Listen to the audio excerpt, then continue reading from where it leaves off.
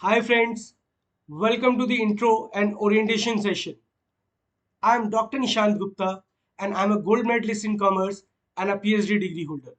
I have more than 15 years of teaching experience in which I have mentored more than 16,000 students and working professionals for different aptitude tests which include government exams like banking, SSC and other exams, and I have also trained thousands of students for the management aptitude test that includes CAT, GRE, GMAT. I have also trained the students for campus recruitment in different colleges.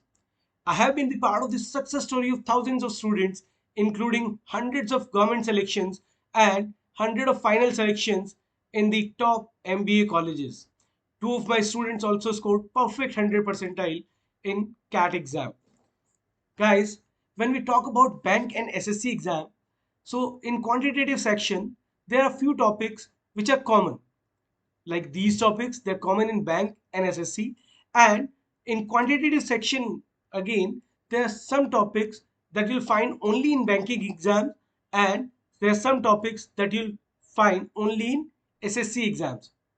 Same way, these are the topics from reasoning section which are common in banking and SSC exams, and these are the topics which are only bank exam specific from reasoning section.